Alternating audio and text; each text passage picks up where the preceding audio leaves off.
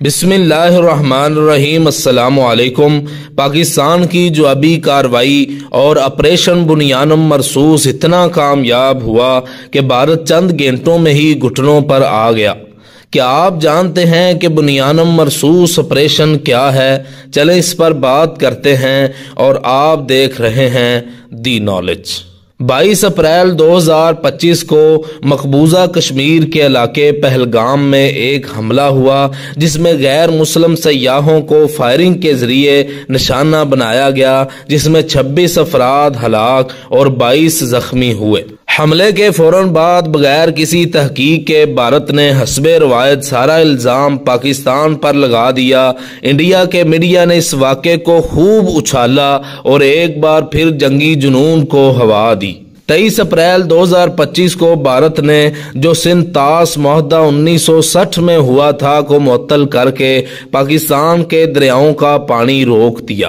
لیکن سوال یہ پیدا ہوتا ہے کہ کیا بھارت کے پاس کوئی ثبوت تھا، یا یہ محض ایک پرانا اسکرپٹ تھا جسے ہر بار دہرایا جاتا ہے؟ پاکستان نے نہ صرف ان الزامات کو سختی سے مسترد کیا، بلکہ عالمی برادری سے مطالبہ کیا کہ وہ انڈین جھوٹ اور پروپیگنڈے کا نوٹس لے۔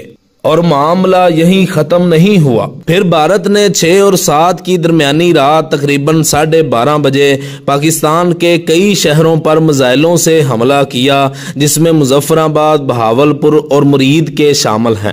پاکستان نے جوابی کارروائی میں سری نگر سمیت کئی انڈین ایئر بیسز کو تباہ کیا اور 5 جہاز تباہ کیے، جن میں 3 رافیل بھی شامل تھے۔ پھر انڈیا کی طرف سے 3 دن تک پاکستان کے کئی اور شہروں پر میزائل اور ڈرون سے حملے ہوتے رہے، جن میں کئی لوگ شہید ہوئے اور کئی معصوم بچے بھی خالق حقیقی سے جا ملے۔ پاکستان آرمی نے کئی ڈرونز کو ناکام کیا اور اپنے شہریوں کی جان کی حفاظت کی۔ سوال یہ پیدا ہوتا ہے کہ پاکستانی علاقوں میں انڈین ڈرون طیارے کیسے پہنچ گئے؟ پاکستان میں گرائے جانے والا ڈرون اسرائیلی ساخت تھا۔ یہ ڈرون ہیرون MK2 ہے، جو 35,000 میٹر بلندی پر ہوتا ہے۔ اس کو اینٹی ایئر کرافٹ گن سے ٹارگٹ نہیں کیا جا سکتا، اور یہ دنیا میں پہلی مرتبہ ڈرون گرایا گیا ہے۔ دنیا بھر سے جدید ترین ٹیکنالوجی کے حامل بھارتی ڈرون طیارے ہیں جو ریڈار میں ڈیٹیکٹ نہیں ہو پاتے۔ ایسے ڈرون طیاروں کو ایک خاص حکمت عملی سے اپنے محفوظ علاقوں میں تباہ کرنا، آبادیوں کا نقصان بھی نہ ہو اور ڈرون سے ریکارڈ وغیرہ بھی لیا جا سکے۔ پاکستان کے DGISPR نے کہا کہ جب ہم جواب دیں گے تو دنیا دیکھے گی۔ اس کے بعد پاکستان نے جواب دینے کی ٹھان لی، اور وہ جواب صرف لفظوں کا نہیں تھا بلکہ قرآن کی آیت کا مطلوب و مقصود تھا۔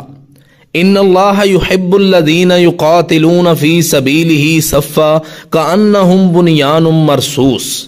بے شک اللہ ان لوگوں سے محبت کرتا ہے جو اس کی راہ میں سیسا پلائی دیوار کی طرح لڑتے ہیں۔ تو پھر پاکستان نے لانچ کیا آپریشن بنیانم مرصوص۔ یہ ایک محدود مگر مؤثر فوجی آپریشن تھا، جس کا مقصد صرف دشمن کی جارحیت کا جواب دینا ہی نہیں، بلکہ لائن آف کنٹرول پر اپنی پوزیشن کو مزید مضبوط کرنا تھا۔ اس آپریشن میں پاکستانی افواج نے ہدفی کارروائیاں کی اور دشمن کے کئی بینکرز کو تباہ کیا۔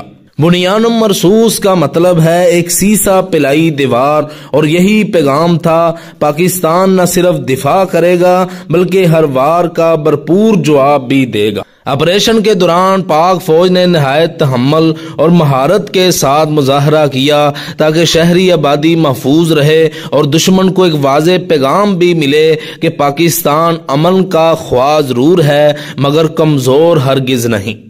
پھر دنیا نے دیکھا انڈیا کا کیا حشر ہوا۔